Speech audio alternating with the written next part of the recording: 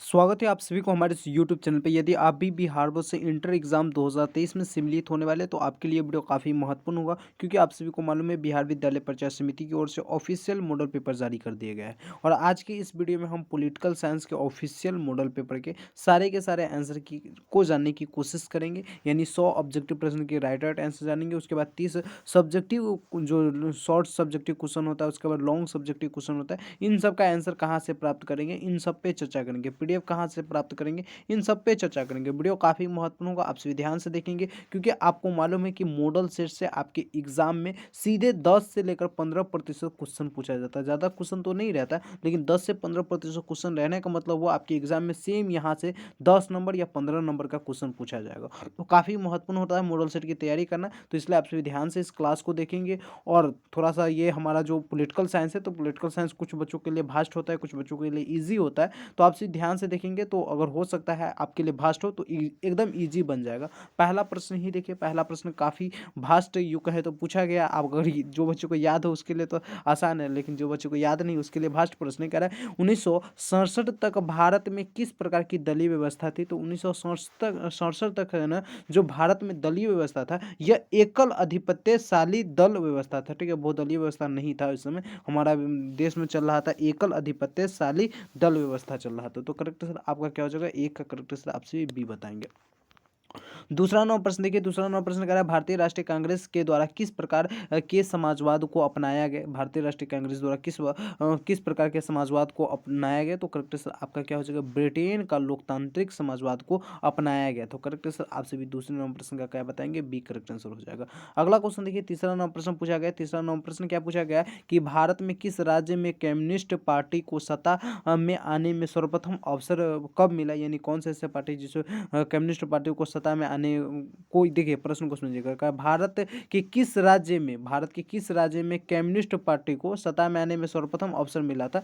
1952 ईस्वी के चुनाव के बाद, या 1957 के चुनाव के बाद, या 1962 के चुनाव के बाद, या 1967 के चौथे चुनाव के बाद? तो यहाँ पर देखिए दूसरे चुनाव पहले चुनाव, तीसरे चुनाव यहाँ पर दिया हुआ है। तो तीसरे नंबर प्रश्न का करेक्ट आंसर हो जाएगा 1957 के दूसरे चुनाव के बाद यह कम्युनिस्ट पार्टी को सत्ता में आने का मौका मिला था। ठीक है, अगला क्वेश्चन देखिए, यहाँ पे कह रहा है चौथा नंबर प्रश्न। चौथा नंबर प्रश्न क्या कह रहा है? चौथा नंबर प्रश्न कह रहा है कि भारत में प्रथम गैर कांग्रेसी प्रधानमंत्री कौन बना था? तो गैर कांग्रेसी यानी कांग्रेस के वो नहीं थे, आप सभी को प्रथम बार जो बना था मोरारजी देसाई, यह बना हुआ था, गैर कांग्रेसी सरकार था। ठीक है, कब बने हुए थे ये प्रधानमंत्री? तो 1977 ईस्वी में बने हुए थे। तो आप सभी करेक्ट आंसर क्या लगाएंगे? तो 4 का करेक्ट आंसर आप सभी बी लगाएंगे।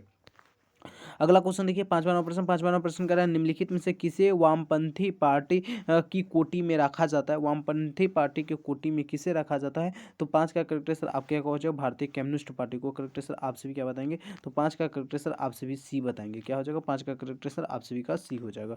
अगला प्रश्न देखिए, छठा नंबर प्रश्न कह रहा है कि भारतीय सभा में प्रारूप समिति के, यानी संविधान सभा के प्रारूप समिति के अध्यक्ष कौन चुने गए थे? तो ये देखिए, प्रारूप समिति के अध्यक्ष की बात किया जा रहा है। तो प्रारूप समिति के अध्यक्ष की बात किया जाए तो छठे का करेक्ट आंसर आप ये लगेंगे, डॉक्टर राजेंद्र प्रसाद को चुना गया था। ठीक है, लेकिन प्रारूप समिति के अध्यक्ष में हमारे डॉक्टर भीमराव अम्बेडकर थे, जो ये मुख्य रूप में अति थे। लेकिन अध्यक्ष की बात किया तो आपसे ये लगेंगे doctor Rajendra Prasad. Correct answer हो जाएगा यहाँ पे। ठीक है, इस प्रश्न का आंसर। अगला क्वेश्चन देखिए, यहाँ पे सातवां नंबर प्रश्न क्या कह रहा है? सातवां नंबर प्रश्न को आप ध्यान से देखेंगे। सातवां नंबर प्रश्न कह रहा है भारतीय नागरिकों को कितने मौलिक अधिकार प्राप्त है? तो भारतीय नागरिकों को कितने मौलिक अधिकार प्राप्त है? क्लास 8 का यह क्वेश्चन है। तो आप सभी इसका करेक्ट आंसर क्या लगाएंगे? तो 6 मौलिक अधिकार प्राप्त है। 7 का करेक्ट आंसर आप सभी सी लगाएंगे।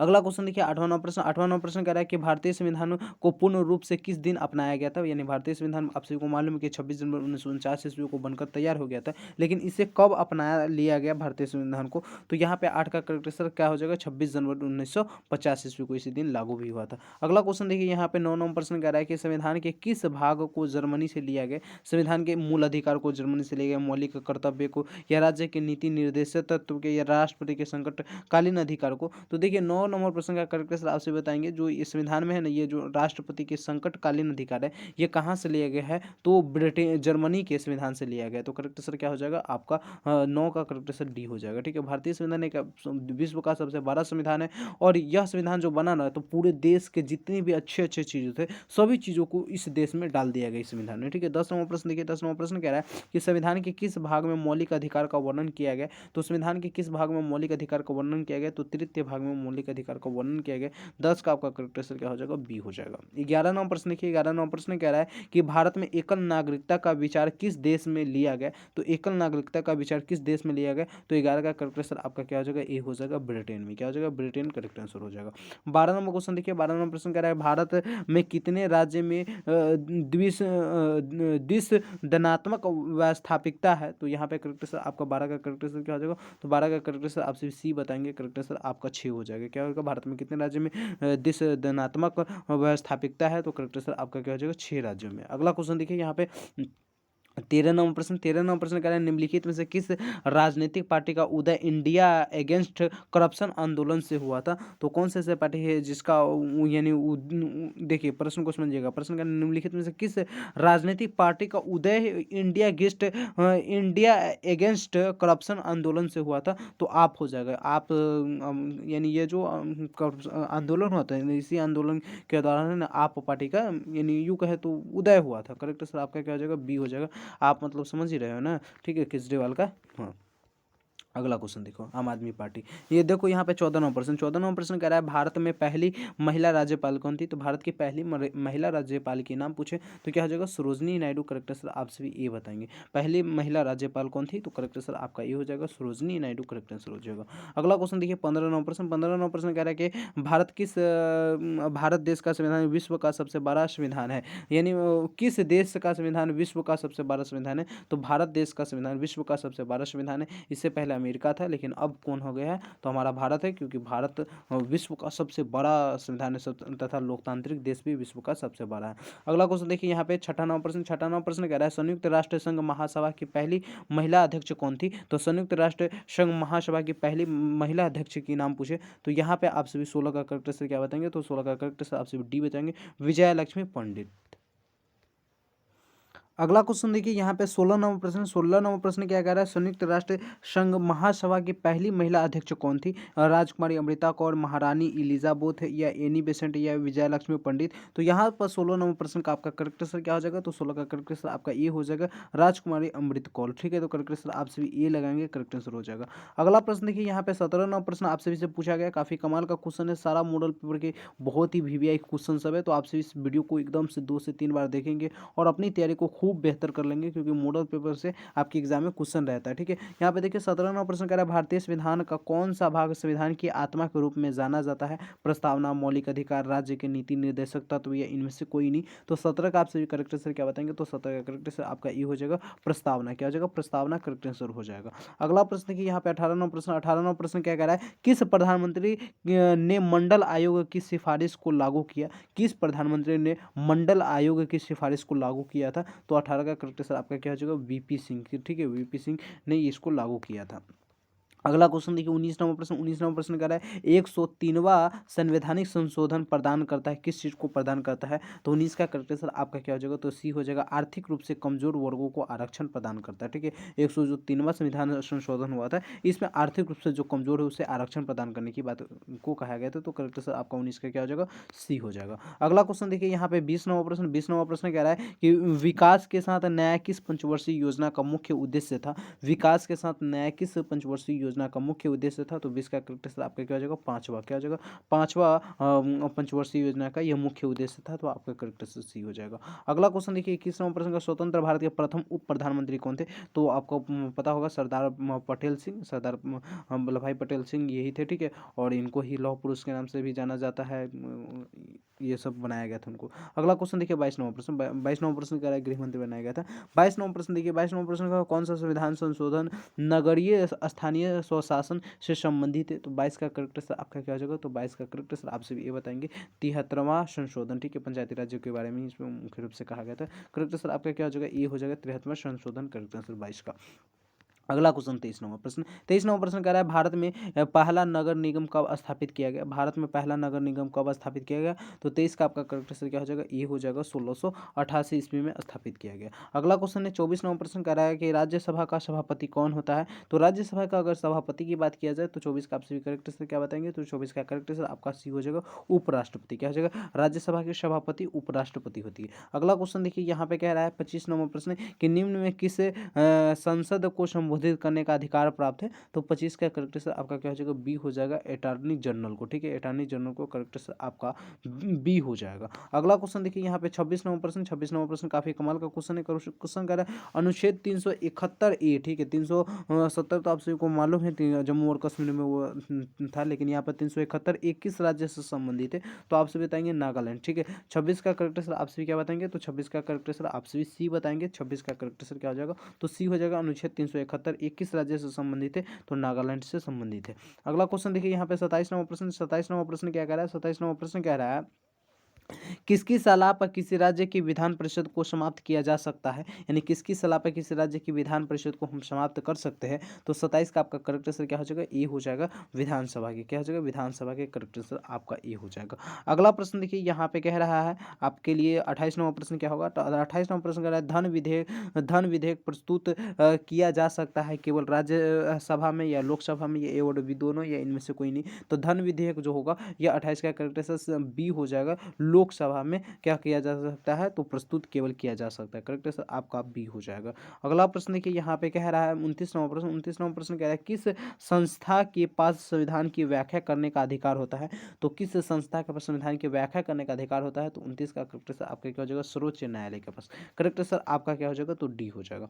अगला क्वेश्चन देखिए यहाँ पे 30 नंबर प्रश्न काफी कमाल का क्वेश्चन पूछा गया। पंचायती राज्य शामिल है, पंचायती राज्य किसमें शामिल है। तो पंचायती राज्य हो जाएगा राज्य सूची में शामिल है। क्या हो जाएगा, राज्य सूची में शामिल है।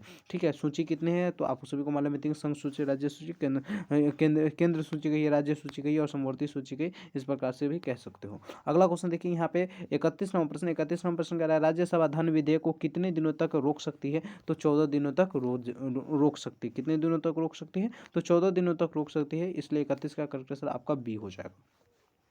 अगला क्वेश्चन 32 नंबर प्रश्न देखिए काफी कमाल का क्वेश्चन कह रहा है कि निम्न में कौन सी समिति राजनीति के अपराधीकरण के अध्ययन के लिए गठित की गई थी। तो 32 का करेक्ट आंसर आपका क्या हो जाएगा, तो 32 का करेक्ट आंसर आपका बी हो जाएगा वोहरा समिति। क्या हो जाएगा, वोहरा समिति करेक्ट आंसर हो जाएगा। अगला क्वेश्चन यहाँ पे देखिए 33 नंबर प्रश्न कह रहा है कि चुनाव के लिए आदर्श आचार संहिता कौन जारी करता है। तो चुनाव के लिए यानी आदर्श यानी आपस में लड़ाई नहीं हुई उसके लिए आचार संहिता कौन जारी करता है। तो हमारा करेक्ट आंसर 33 का क्या हो जाएगा, तो 33 का करेक्ट आंसर चुनाव आयोग द्वारा यह जारी किया जाता है आचार संहिता। ठीक है, तो करेक्ट आंसर आपका 33 का क्या हो जाएगा, तो 33 का करेक्ट आंसर आपका सी हो जाएगा। अगला प्रश्न देखिए यहाँ पे 34 नंबर प्रश्न कर रहा है शून्यकाल से संबंधित है। शून्यकाल किससे संबंधित है। 34 का करेक्ट आंसर संसद से संबंधित है। क्या हो जाएगा, संसद से संबंधित है। 34 का करेक्ट आंसर आपका ए हो जाएगा। 35 नंबर प्रश्न देखिए 35 नंबर प्रश्न कह रहा है राष्ट्रीय मानवाधिकार आयोग की स्थापना कब हुई। राष्ट्रीय मानवाधिकार की स्थापना कब हुई। तो यहाँ पे 35 का करेक्ट आंसर आपका क्या हो जाएगा, तो 35 का करेक्ट आंसर बी हो जाएगा। 1993 ईस्वी में इसके स्थापना किया गया था।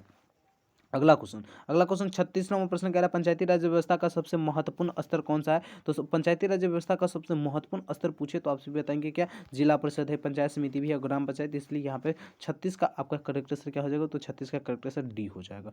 अगला प्रश्न पे आइए चर्चा करते हैं 37 नंबर प्रश्न कह रहा है निम्नलिखित में से किस राज्य में पंचायत राज्य संस्थापना नहीं है, यानी पंचायती राज व्यवस्था नहीं है, कौन सा ऐसा राज्य में, मणिपुर में। तो यहाँ पर देखिए 37 का करेक्ट आंसर आपका मणिपुर नहीं होगा, मिजोरम में। ठीक है, यहाँ पर असम ये भी नहीं होगा। तो यहाँ पे यानी पंचायती राज इस सब में है, ठीक है लागू है, लेकिन यहाँ पे नहीं है, मिजोरम में नहीं है। तो करेक्ट आंसर आपका क्या हो जाएगा, तो 37 का करेक्ट आंसर आप सभी का बी हो जाएगा। अगले प्रश्न पे चर्चा कीजिए आगे 38 नंबर प्रश्न देखिए कह रहा है भारत में अंतिम रेल बजट कब प्रस्तुत किया गया था। भारत में अंतिम रेल बजट कब प्रस्तुत किया गया था। तो 38 का करेक्ट आंसर क्या हो जाएगा, 2016 ईस्वी में प्रस्तुत किया गया था। आपका 38 का बी करेक्ट आंसर हो जाएगा। अगला क्वेश्चन देखिए 39 नंबर प्रश्न कह रहा है अंतर्राष्ट्रीय मानवाधिकार दिवस कब मनाया जाता है। तो 39 का करेक्ट आंसर क्या हो जाएगा, ये हो जाएगा 10 दिसंबर को। क्या हो जाएगा, मानवाधिकार दिवस क्या हो जाएगा, 10 दिवस को 8 मार्च को क्या महिला दिवस मनाते, 5 जून को पर्यावरण दिवस और 1 मई को मजदूर दिवस मनाते हैं। तो यहाँ से आपकी एग्जाम में एक न एक क्वेश्चन हर एक साल रहता है, याद रहा अंतर्राष्ट्रीय मानवाधिकार दिवस कब मनाया जाता है, 10 दिसंबर को, 1 मई को मजदूर दिवस, 8 मार्च को महिला दिवस अंतर्राष्ट्रीय और 5 जून को पर्यावरण दिवस। इसको याद रखिएगा आप सभी, ठीक है। अगला क्वेश्चन देखिए यहाँ पे 40 नंबर प्रश्न कह रहा है कि भारत में चुनाव आयोगों का गठन कब किया गया। तो भारत में जो चुनाव आयोगों का गठन किया गया था यह 1950 ईस्वी में किया गया था, ठीक है, जिसमें हमारे देश में संविधान भी लागू हुआ था। अगला क्वेश्चन देखिए यहाँ पे कह रहा है सुरक्षा परिषद में अस्थायी सदस्यों की संख्या कितनी होती है। अस्थायी सदस्यों की संख्या, अस्थायी सदस्यों की संख्या तो आप सभी को मालूम है कि 5 हो, सॉरी यहाँ पे सदस्यों की संख्या नहीं पूछा, सदस्य की संख्या पूछे तो 5-10 तो आपको याद ही होगा। अस्थायी सदस्यों की संख्या 5 होता है और अस्थायी सदस्यों की संख्या 10 होता है। लेकिन प्रश्न का सुरक्षा परिषद में अस्थायी सदस्यों का कार्यकाल कितने वर्षों का होता है। तो यहाँ पे 41 का करेक्ट आंसर आप सभी क्या बताएंगे, बी बताएंगे, 2 वर्षों के लिए होता है। कितने वर्षों के लिए होता है, 2 वर्षों के लिए होता है। अस्थायी के 3 वर्षों के लिए होता है। अगला क्वेश्चन देखिए यहाँ पे कह रहा है 42 नंबर प्रश्न, निम्न में कौन संयुक्त राष्ट्र संघ की एजेंसी नहीं है। तो WTO, ठीक है, वर्ल्ड ट्रेड ऑर्गेनाइजेशन जो है यह हमारे यानी संयुक्त राज्य संघ की एजेंसी नहीं, यानी संयुक्त राज्य संघ का हिस्सा नहीं है। यानी अन्यथा यूनिसेफ जो WHO हो जाएगा, यूनेस्को हो जाएगा, ये सभी हो जाएंगे, लेकिन हमारा 42 का ए नहीं होगा, इसलिए यहाँ पे आपका करेक्ट आंसर क्या हो जाएगा, 42 का ए ही हो जाएगा। अगला प्रश्न देखिए यहाँ पे 43 नंबर क्वेश्चन, 43 नंबर क्वेश्चन कर रहा है संयुक्त राष्ट्र महासभा की बैठक वर्ष में कितनी बार होती है। तो 43 का करेक्ट आंसर आप क्या बताएंगे, तो 43 का करेक्ट आंसर आप सभी बी बताएंगे। सॉरी 43 का ए करेक्ट आंसर हो जाएगा, एक वर्ष में एक बार, ठीक है। संयुक्त राष्ट्र महासभा में बैठक वर्ष में कितनी बार होती है। तो वर्ष में एक बार ही बैठक होती है। तो 43 का करेक्ट आंसर आपका ए हो जाएगा। 44 नंबर क्वेश्चन देखिए, 44 नंबर प्रश्न कह रहे हैं निम्न में किस राज्य में विधान परिषद नहीं है। तो कौन से ऐसे राज्य में जहाँ पे विधान परिषद है ही नहीं। तो 44 का करेक्ट आंसर क्या हो जाएगा, राजस्थान में। क्या हो जाएगा, राजस्थान में विधान परिषद नहीं है। तो 44 का करेक्ट आंसर आपका सी हो जाएगा। अगला 45 नंबर प्रश्न कर रहा है पहला गुट निरपेक्ष सम्मेलन कहाँ हुआ था। पहला गुट निरपेक्ष सम्मेलन कहाँ हुआ था। तो आप सभी बताएंगे बेलग्रेड में। कब हुआ था। तो 1961 ईस्वी में हुआ था, ठीक है। पहला गुट निरपेक्ष सम्मेलन कब हुआ। तो बेलग्रेड कब हुआ। तो 1961 ईस्वी में। कहाँ हुआ। तो बेलग्रेड में हुआ। कहाँ हुआ। तो बेलग्रेड में हुआ। करेक्ट आंसर आपका 45 का क्या हो जाएगा। तो 45 का करेक्ट आंसर आपका बी हो जाएगा। अगला क्वेश्चन देखिए 46 नंबर प्रश्न। 46 नंबर प्रश्न क्या कह रहा है। 46 नंबर प्रश्न कह रहा है कि भारत की संसद में शामिल है। भारत की संसद में कौन शामिल है। केवल लोकसभा, केवल राज्यसभा, लोकसभा और राज्यसभा दोनों, या लोकसभा, राज्यसभा तथा राष्ट्रपति। तो देखिए 46 का करेक्ट आंसर आपका क्या हो जाएगा, डी हो जाएगा। भारत की जो संसद है इसमें लोकसभा, राज्यसभा तथा राष्ट्रपति को शामिल किया जाता है। करेक्ट आंसर आपका क्या हो जाएगा, 46 का करेक्ट आंसर डी हो जाएगा। अगला क्वेश्चन 47 नंबर प्रश्न। 47 नंबर प्रश्न कह रहा है कि किस संविधान संशोधन के द्वारा संविधान में मौलिक कर्तव्य को जोड़ा गया था। मौलिक कर्तव्य को कौन से संविधान संशोधन किया गया था जिसमें जोड़ा गया था। तो 47 का आप सभी करेक्ट आंसर क्या बताएंगे, ए बताएंगे। 42वें संविधान संशोधन में यह कब हुआ था। तो 1976 ईस्वी में हुआ था। करेक्ट आंसर आपका ए हो जाएगा। अगला प्रश्न पे चर्चा कीजिए। यहाँ पे देखिए 48 नंबर प्रश्न। 48 नंबर प्रश्न कह रहा है लद्दाख केंद्र शासित प्रदेश कब बना। तो लद्दाख जो है यह केंद्र शासित प्रदेश कब बना। देखिए ये अभी वर्तमान का क्वेश्चन पूछ दिया, तो ये क्या हो जाएगा, 2019 के तहत बनाया गया। तो करेक्ट आंसर आपका क्या हो जाएगा, तो सी हो जाएगा। यहाँ पे सी हो जाएगा, यानी 2019, ठीक है। अभी अभी वर्तमान में केंद्र शासित प्रदेशों की संख्या कितनी है, तो 8। राज्यों की संख्या कितनी है, तो 28। इसको याद रखिएगा, ठीक है। अगला प्रश्न देखिए। अगला प्रश्न 49 नंबर प्रश्न करें। 49 नंबर प्रश्न का शीत युद्ध के दौरान शक्ति के कितने केंद्र थे। तो शीत युद्ध के दौरान शक्ति के कितने केंद्र थे। तो आप सभी बताएंगे एक केंद्र थे। मात्र कितने केंद्र थे, तो एक केंद्र थे। आइए 50 नंबर पूरा का पूरा जो क्वेश्चन है हमारे द्वारा जो हॉट गेस क्वेश्चन दिया गया वहीं से, ठीक है, हॉट जो गेस नोट्स दिया गया वहीं से। तो जो छात्र नोट्स नहीं प्राप्त किए आप सभी इस नंबर को सबसे पहले स्क्रीनशॉट ले लीजिए 89 20 71 32 54, और इस नंबर पर आप सभी संपर्क करके हमसे आप सभी पॉलिटिकल साइंस के नोट्स केवल और केवल 51 रुपये में प्राप्त कर सकते हैं। पॉलिटिकल साइंस के नोट्स कैसा है, अगर इसका डेमो देखना चाहते हैं तो चैनल पे विजिट कीजिए, प्लेलिस्ट बना होगा वहाँ से आप सभी डेमो भी देख सकते हैं, क्योंकि डेमो देख लीजिएगा तो आपको विश्वास हो जाएगा, और जिस समय पैसा पे करते हैं ना उसी समय आपको नोट्स मिल जाता है। 50 नंबर प्रश्न कह रहा था कि भारतीय संघीय व्यवस्था में किसे अधिक शक्ति प्राप्त है। तो जो अधिक शक्ति प्राप्त है ना ये केंद्र को प्राप्त है, केंद्र सरकार। करेक्ट आंसर आपका ए हो जाएगा। अगला क्वेश्चन देखिए 51 नंबर प्रश्न कह रहा है सुरक्षा परिषद में कितने अस्थायी सदस्य। तो अस्थायी सदस्य की संख्या कितनी होती है, तो आप सभी को मालूम है 10, और अस्थायी पूछे तो 5, ठीक है। टोटल पूछे तो क्या हो जाएगा 15, इसको भी याद रखिएगा। अगला क्वेश्चन देखिए 52 नंबर प्रश्न। 52 नंबर प्रश्न कह रहा है कि इनमें कौन एक गुट निरपेक्ष आंदोलन से संबंधित नहीं है। गुट निरपेक्ष आंदोलन से संबंधित नहीं है। सुकरानो या यासर अराफत या मार्शल टिटो या पंडित नेहरू। तो 52 का करेक्ट आंसर आपका क्या हो जाएगा, यासार अराफत। करेक्ट आंसर आपका बी हो जाएगा, याद रखेंगे 52 का करेक्ट आंसर आपका बी हो जाएगा। 53 नंबर क्वेश्चन देखिए। 53 नंबर क्वेश्चन कह रहा है वैश्वीकरण का सामान्य अर्थ होगा। तो वैश्वीकरण का सामान्य अर्थ होता है अंतर्राष्ट्रीयकरण करना, ठीक है। एक राष्ट्र यानी एक देश को दूसरे देश से जोड़ना। वैश्वीकरण का मुख्य यही उद्देश्य होता है, बाजार व्यवस्था को बेहतर करने का। अगला क्वेश्चन देखिए यहाँ पे 54वां प्रश्न। 54वां प्रश्न कह रहा है दलित पैंथर्स नामक संगठन की स्थापना इनमें से किस राज्य में की गई? तो यहाँ पे 54 का करेक्ट आंसर आपका क्या हो जाएगा? तो 54 का करेक्ट आंसर आपसे भी सी बताएंगे, महाराष्ट्र में किया गया था। कौन से? महाराष्ट्र में किया गया था। अगला क्वेश्चन देखिए 55वां प्रश्न। 55वां प्रश्न कह रहा है कि कांग्रेस के युवा तुर्क के रूप में किसे जाना जाता है? कामराज को या निंज लिंगप्पा को या लाल बहादुर शास्त्री को या चंद्रशेखर को? तो यहाँ पे ना 55वां प्रश्न का करेक्ट आंसर आपका क्या हो जाएगा? चंद्रशेखर को जानता है। करेक्ट आंसर आपका डी हो जाएगा। अगला क्वेश्चन देखिए यहाँ पे 56वां प्रश्न। 56वां प्रश्न पर काफी कमाल का क्वेश्चन है। क्वेश्चन का डॉक्टर श्याम प्रसाद मुखर्जी किस दल के नेता थे? तो डॉक्टर श्याम प्रसाद जो मुखर्जी थे यह कौन से दल के नेता थे? तो भारतीय जनसंघ के नेता थे, और इसको ही बाद में क्या किया गया? तो भारतीय जनता पार्टी बना दिया गया, यानी बीजेपी बना दिया गया था। ठीक है, तो इसको थोड़ा सा याद रखिएगा आपसे भी। अगला क्वेश्चन देखिए। अगला क्वेश्चन देखिए यहाँ पे 57वां प्रश्न कह रहा है कि 1956 ईस्वी में भारत में राज्यों के पुनर्गठन का आधार क्या बनाया गया था? तो पुनर्गठन का आधार क्या बनाया गया था? तो भाषा बनाया गया था। क्या बनाया गया था? भाषा बनाया गया था। तो 57 का करेक्ट आंसर आपका क्या हो जाएगा? ए हो जाएगा। 58वां प्रश्न देखिए। 58वां प्रश्न कह रहा है भारत में कुल कितने संघ शासित प्रदेश हैं? केंद्र शासित प्रदेश या संघ शासित प्रदेश पूछे तो क्या हो जाएगा? सी हो जाएगा। 8 है। क्या है? 8 है, तो करेक्ट आंसर आपका सी हो जाएगा। बहुत कमाल। अगला क्वेश्चन देखिए यहाँ पे 59वां प्रश्न। 59वां प्रश्न कह रहा है कि तृतीय पंचवर्षीय योजना की अवधि क्या है? तो प्रथम आप सभी को मालूम 1951 से 56 था। 1951 से क्या हो जाएगा? 56। उसके बाद आप 56 से फिर आपसे भी जोड़ लीजिए 5 साल, फिर आपसे भी वहां से फिर आप जोड़िएगा तो आपको निकल कर इसका सही आंसर आ जाएगा, क्योंकि यानी पंचवर्षीय योजना का मतलब हुआ शुरुआत से 5 साल, फिर 5 साल के बाद होगा वो है चलेगा, फिर 5 साल के बाद। तो 59 का करेक्ट आंसर आप सभी का मेरे प्यारे साथियों क्या हो जाएगा? तो डी हो जाएगा। 1961 से 1966 ये हो जाएगा तृतीय पंचवर्षीय योजना की अवधि। ठीक है, याद रखेंगे। इस प्रकार से जोड़ के जिस पंचवर्षीय योजना के डेट पूछे तो आपसे भी बता सकते हैं। ठीक है, अगला क्वेश्चन देखिए यहाँ पे अगर सर्वप्रथम किस राज्य ने महिलाओं को पंचायत में 50% आरक्षण दिया था? तो यानी महिलाओं को पंचायत में सर्वप्रथम बिहार राज्य था जो महिलाओं को 50% आरक्षण दिया था, लेकिन अभी वर्तमान में 33% आरक्षण है, याद रखेंगे। अगला क्वेश्चन देखिए 61वां प्रश्न। 61वां प्रश्न कर रहा है तेलंगाना आंदोलन किस राज्य में से संबंधित था? तेलंगाना जो आंदोलन है ये किस राज्य से संबंधित था? तो 61 का करेक्ट से क्या बताएंगे? आंध्र प्रदेश से। ठीक है, आंध्र प्रदेश से संबंधित था, जहाँ से क्या हुआ? आंध्र प्रदेश से तेलंगाना अलग हुआ था 2014 में। कब हुआ था? तो 2014 में हुआ था। ठीक है, याद रखेंगे। अगला क्वेश्चन देखिए यहाँ पे आप सभी से पूछ रहा है 62वां प्रश्न। अंतर्राष्ट्रीय न्यायालय में कितने न्यायाधीश होते हैं? तो अंतर्राष्ट्रीय न्यायालय में कितने न्यायाधीश होते हैं? तो 15 न्यायाधीश होते हैं। कितने न्यायाधीश होते हैं? 15 न्यायाधीश होते हैं। करेक्ट आंसर आपका सी हो जाएगा।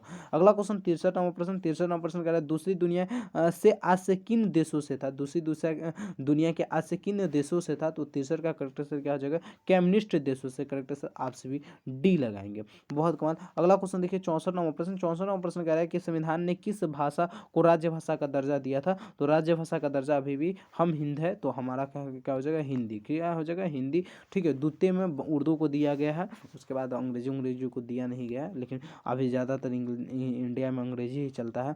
कुछ ऐसे या क्या बताएं, अंग्रेजी का बहुत वैल्यू हो गया है फिर भी, क्योंकि अब अंग्रेजी से ही सब कुछ होता है। तो छात्र जीवन में अंग्रेजी सीखना भी एक बहुत बड़ा कला है। आप सभी सीखिए, हम नहीं सीखे, बहुत पछताते हैं। बहुत कम मुझे इंग्लिश आता है। ठीक है, सच्ची बता रहा हूँ। तो अगर इंग्लिश सीखते हैं तो जीवन में बहुत चीज़ आपके लिए आसान हो जाएगा। यहाँ पर देखिए 65वां प्रश्न कह रहा है नवनिर्माण आंदोलन का नेतृत्व किसने किया? तो 65 का करेक्ट आंसर क्या हो जाएगा? तो 65 का करेक्ट आंसर आपका सी हो जाएगा, जयप्रकाश नारायण। नवनिर्माण आंदोलन का नेतृत्व किसने किया था? तो जेपी यानी जयप्रकाश नारायण ने कहा था। कहाँ से कहता है? तो बिहार से किया था।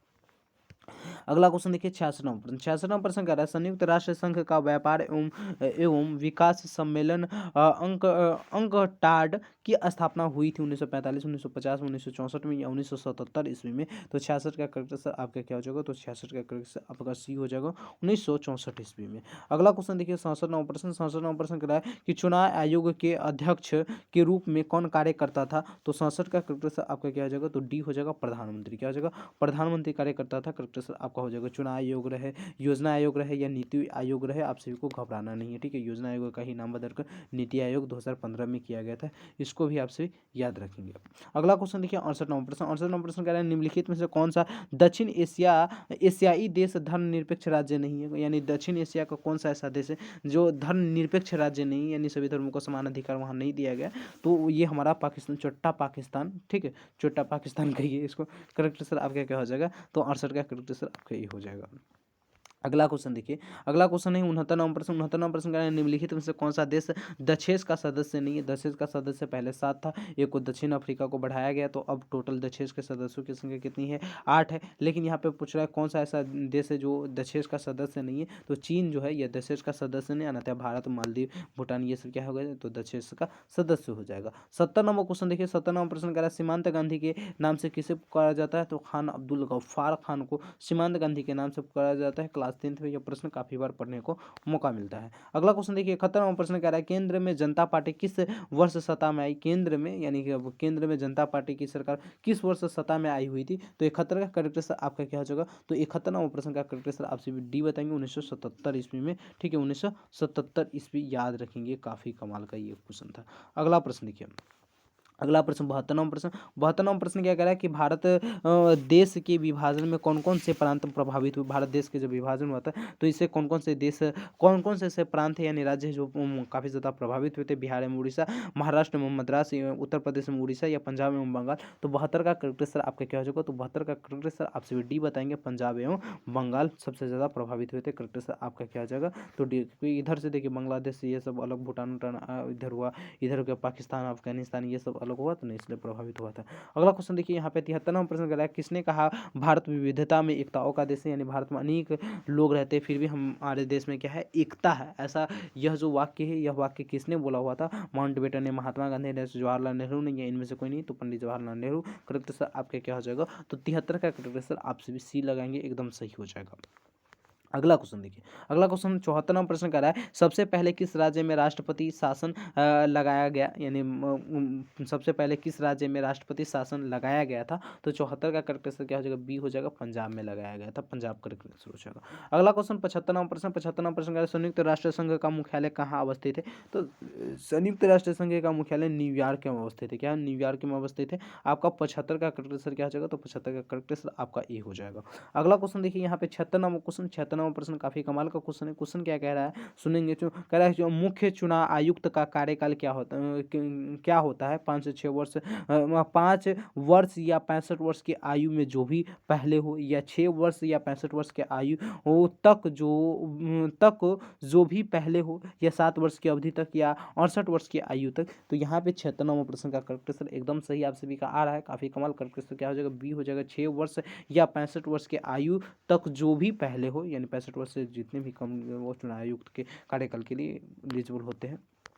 अगला क्वेश्चन देखिए यहाँ पे कह रहा है 77 नंबर से कांग्रेस का विभाजन किस वर्ष हुआ। तो कांग्रेस का जो विभाजन हुआ था यह आपसे भी 77 का करके से क्या बताएंगे, सी बताएंगे, 1969 ईस्वी में हुआ था। कब हुआ था, तो 1969 ईस्वी में हुआ था। अगला क्वेश्चन देखिए यहाँ पे कह रहा है 78 नंबर प्रश्न भारत में दल बदल विरोध से संबंधित कानून कब बना। तो भारत में दल बदल विरोध से संबंधित जो कानून बना था यह कब बना था, तो 78 का करेक्ट से आपसे भी क्या बताएंगे, बी बताएंगे, 1985 ईस्वी में बना हुआ था। अगला क्वेश्चन देखिए यहाँ पे आप सभी से पूछ रहा है क्या 79वां प्रश्न क्या कह रहा है, 79वां प्रश्न कह रहा है कि अनुसूचित जाति संघ की स्थापना किसने की थी। अनुसूचित जाति संघ की स्थापना किसने की थी, तो बी आर अम्बेडकर यानी भीमराव अम्बेडकर। करेक्ट आंसर आपके क्या हो जाएगा, 79 का करेक्ट आंसर आपका ए हो जाएगा। अगला क्वेश्चन देखिए 80वां प्रश्न कह रहा है मुक्त व्यापार का क्या अर्थ होता है। तो मुक्त व्यापार का जो अर्थ होता है 80 का करेक्ट आंसर आपका क्या हो जाएगा, बी हो जाएगा, सरकारी प्रतिबंधों से मुक्ति। क्या हो जाएगा, सरकारी प्रतिबंधों से मुक्ति, यही करेक्ट आंसर आपका हो जाएगा।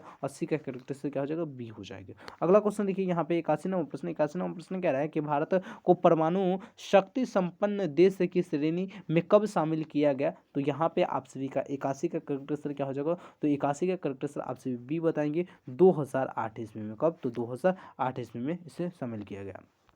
अगला क्वेश्चन 82 नंबर प्रश्न देखिए। 82 नंबर प्रश्न क्या करा है? 82 नंबर प्रश्न करा है कि गांधीवादी समाजवाद की स्थापना करना इनमें से किस दल का प्रमुख उद्देश्य था? तो 82 का करेक्ट आंसर आप सभी क्या बताएंगे मेरे प्यारे साथियों? 82 का करेक्ट आंसर आपका डी हो जाएगा, जनता पार्टी का। क्या हो जाएगा? जनता पार्टी का मुख्य उद्देश्य था, करेक्ट आंसर हो जाएगा। अगला क्वेश्चन 83 नंबर प्रश्न। 83 नंबर प्रश्न करें 1977 में भारतीय जनसंघ का विलय किस पार्टी में हुआ था? तो 83 का करेक्ट आंसर आपका क्या हो जाएगा? ई हो जाएगा, जनता पार्टी में हुआ था। भारतीय जनसंघ बोले थे ना कि आपको यह टूटकर किस में मिल गया था, तो जनता पार्टी करेक्ट आंसर हो जाएगा। अगला क्वेश्चन देखिए यहाँ पे कह रहा है 84 नंबर प्रश्न। 84 नंबर प्रश्न कह रहा है कि संविधान के अनुसार पिछड़े वर्ग की पहचान का मुख्य आधार निम्न में से क्या है? यानी संविधान के अनुसार पिछड़े वर्ग की पहचान करने के लिए हम मुख्य आधार क्या मान सकते हैं? जाति मान सकते हैं, धर्म मान सकते हैं, सामाजिक एवं शैक्षणिक स्थिति या उपयुक्त में से सभी। तो 84 का यहाँ पे करेक्ट आंसर मेरे प्यारे साथियों क्या हो जाएगा? तो जाति मान सकते हैं, करेक्ट आंसर आपका क्या हो जाएगा? ये हो जाएगा संविधान के अनुसार से, ठीक है। अगला क्वेश्चन देखिए 85 नंबर प्रश्न। 85 नंबर प्रश्न करो उल्फा एक आतंकवादी संगठन है, कहाँ का है? श्रीलंका में है या पाकिस्तान में या भारत में या रूस में? तो 85 का करेक्ट आंसर क्या हो जाएगा? तो 85 नंबर प्रश्न का करेक्ट आंसर आप सभी का सी हो जाएगा, भारत में। उल्फा एक आतंकवादी संगठन है भारत में, ठीक है। अगला क्वेश्चन देखिए यहाँ पे 86 नंबर प्रश्न कह रहा है। 86 नंबर प्रश्न क्या कह रहा है? कह रहा है कि भारत में हरित क्रांति के जनक कौन है? तो एम एस स्वामीनाथन को हरित क्रांति का जनक कहा जाता है। क्लास 9th से ये क्वेश्चन हम पढ़ते आ रहे हैं लगातार, ठीक है। कुछ ऐसे क्वेश्चन है जो हम क्लास 8 9 से हमेशा पढ़ते आ रहा है, तो वह प्रश्न को तो गलती कभी भी करना ही नहीं है। 87 नंबर प्रश्न देखिए पूछा गया कि भारत को एक धर्मनिरपेक्ष राज्य कब घोषित किया गया था? तो भारत को है ना धर्मनिरपेक्ष राज्य कब घोषित किया गया था? तो 87 का आपसे करेक्ट से क्या बताएंगे? 1976 ईस्वी में जो 42वां संविधान संशोधन हुआ था, इस समय भारत को एक धर्मनिरपेक्ष राज्य घोषित कर दिया गया था, ठीक है। अगला प्रश्न देखिए यहाँ पे 88 नंबर प्रश्न। 88 नंबर प्रश्न कह रहा है कि भारतीय किसान यूनियन की स्थापना किस राज्य में हुई थी? तो यहाँ पे 88 नंबर क्वेश्चन का करेक्ट आंसर आपका क्या हो जाएगा? बी हो जाएगा, पंजाब में हुआ था। भारतीय किसान यूनियन की स्थापना किस राज्य में हुआ था? तो पंजाब में हुआ था। अगला क्वेश्चन 89 नंबर प्रश्न ताड़ी विद्रोह आंदोलन भारत के किस राज्य में चलाया गया? तो कौन सा हो जाएगा? आंध्र प्रदेश। महिलाओं द्वारा यह आंदोलन चलाया गया था। तो करेक्ट आंसर आपका क्या हो जाएगा? 89 का करेक्ट आंसर आप सभी ये बताएंगे। अगला क्वेश्चन 90 नंबर प्रश्न देखिए मेरे प्यारे साथियों, काफी कमाल का क्वेश्चन है। क्वेश्चन क्या कह रहा है? क्वेश्चन आप सभी से पूछ रहा है कि 1951 में कांग्रेस से अलग होकर आचार्य कृपलानी ने किस पार्टी की स्थापना की? तो 1951 में क्या किया? जो आचार्य कृपलानी थे या कांग्रेस से हट गया और कौन से पार्टी का निर्माण किया? तो 90 का आप सभी करेक्ट आंसर क्या बताएंगे? प्रजा सोशलिस्ट पार्टी। करेक्ट आंसर आपका क्या हो जाएगा? तो डी हो जाएगा, 90 का करेक्ट आंसर डी हो जाएगा। अगला क्वेश्चन 91 नंबर क्वेश्चन देखिए। 91 नंबर प्रश्न कह रहा है निम्नलिखित में कौन एक संवैधानिक संस्था नहीं है? संवैधानिक संस्था नहीं है, तो 91 नंबर क्वेश्चन का करेक्ट आंसर आपका क्या हो जाएगा? ये हो जाएगा नीति आयोग रहे या योजना आयोग रहे, वही बात है जो यह संवैधानिक संस्था नहीं है। अन्यथा हमारा वित्त आयोग हो गया, संघ लोक या लोकसभा या चुनाव आयोग, सभी क्या हो जाएगा? संवैधानिक संस्था हो जाएगा। अगला क्वेश्चन देखिए 92 नंबर क्वेश्चन। 92 नंबर क्वेश्चन क्या कह रहा है? 92 नंबर क्वेश्चन कह रहा है भारतीय विदेश नीति के प्रमुख लक्ष्य के संबंध में निम्न में से कौन सही है? तो 92 का करेक्ट आंसर आपका क्या हो जाएगा? तो डी करेक्ट आंसर हो जाएगा। उपरोक्त नस्लवादी भेदभाव की समाप्ति का प्रयास, मानवाधिकार की रक्षा का प्रयास, उपनिवेशवादों का विरोध करना, तो ये सभी करेक्ट आंसर आपका हो जाएगा। तो इसलिए यहाँ पे 92 नंबर क्वेश्चन का करेक्ट आंसर आपका डी हो जाएगा। 93 नंबर क्वेश्चन देखिए काफी कमाल का ये भी क्वेश्चन आप सभी से कह रहा है कि भारतीय विदेश नीति के निर्माता के रूप में किससे जाना जाता है? भारतीय विदेश नीति के निर्माता के रूप में हम किससे जानते हैं? तो 93 नंबर क्वेश्चन का आपका करेक्ट आंसर क्या हो जाएगा? यही हो जाएगा, पंडित जवाहरलाल नेहरू, ठीक है। विदेश के मंत्री भी उन्हें सर्वप्रथम बनाया गया था, विदेशी मंत्री भी इन्हीं को बनाया गया था। करेक्ट आंसर आप सभी 93 का ए लगाएंगे। अगला क्वेश्चन देखिए। अगला क्वेश्चन 94 नंबर प्रश्न कह रहा है कि जशिष्ट पार्टी किस राज्य से संबंध पार्टी थी? तो यहाँ पे 94 का करेक्ट आंसर क्या हो जाएगा? बी हो जाएगा, उड़ीसा। क्या हो जाएगा? सॉरी, 94 का करेक्ट आंसर डी हो जाएगा, मद्रास। क्या हो जाएगा? मद्रास करेक्ट आंसर हो जाएगा। जशिष्ट पार्टी किस राज्य से संबंध पार्टी थी? तो मद्रास करेक्ट आंसर आपका डी हो जाएगी, ठीक है। अगला प्रश्न देखिए यहाँ पे कह रहा है 95 नंबर क्वेश्चन। 95 नंबर प्रश्न कह रहा है कि 1974 में बिहार आंदोलन को किस नाम से जाना जाता है? तो 95 का करेक्ट आंसर आपका क्या हो जाएगा? बी हो जाएगा, छात्र आंदोलन के नाम से जाना जाता है। जयप्रकाश नारायण द्वारा चलाया गया था यह आंदोलन। हिंदी में भी आप सभी इस के बारे में पढ़े होंगे अच्छे से, क्योंकि बुक चैप्टर ही है एक हमारा। अगला क्वेश्चन देखिए 96 नंबर प्रश्न कह रहा है कि द्रविड़ मुनेत्र करगम के संस्थापक कौन थे? द्रविड़ मुनेत्र करगम के संस्थापक रामास्वामी नायकर, पेरियार या सी अनादुर्रे या जयललिता, ये इनमें से कोई नहीं। तो 96 नंबर प्रश्न का करेक्ट आंसर आपका क्या हो जाएगा? तो बी हो जाएगा, सी अनादुर्रे, ठीक है। करेक्ट आंसर आपका बी हो जाएगा। अगला क्वेश्चन 97 नंबर प्रश्न पे आइए चर्चा करते हैं। 97 नंबर प्रश्न देखिए कह रहा है क्षेत्रीय असंतुलन के फलस्वरूप किस राज्य का गठन किया गया? तो 97 का करेक्ट आंसर आपका क्या हो जाएगा? उपरोक्त में से नागालैंड को, मिजोरम को ये गठित किया गया था, तो इसलिए यहाँ पे करेक्ट आंसर आपका सी हो जाएगा, उपरोक्त में से दोनों। 98 प्रश्न पे आइए चर्चा करते हैं। 98 प्रश्न देखिए कह रहा है कि नर्मदा घाटी परियोजना से प्रभावित होने वाला राज्य कौन कौन से। तो नर्मदा घाटी से जो प्रभावित होने वाला राज्य होगा यह हमारा मध्य प्रदेश, गुजरात और महाराष्ट्र हो जाएगा। कौन कौन हो जाएगा? मध्य प्रदेश, गुजरात और महाराष्ट्र हो जाएगा। अगला प्रश्न है कि 99वां प्रश्न, 99 का झटका तो किसी का भी नहीं लगना चाहिए। 99वां प्रश्न कह रहा है कि भारत में नई आर्थिक नीति कब लागू हुआ। तो जो भारत में नई आर्थिक नीति थी यह कब लागू हुआ? तो 1991 ईस्वी में लागू हुआ था। आप सभी करेक्ट आंसर ए बताएंगे, सी बताएंगे। क्या बताएंगे? सी करेक्ट आंसर बताएंगे। आइए इस वीडियो का लास्ट प्रश्न है आप सभी के पॉलिटिकल साइंस के 100 नंबर क्वेश्चन। 100 नंबर क्वेश्चन क्या कह रहा है कि मंडल आयोग के अध्यक्ष कौन थे।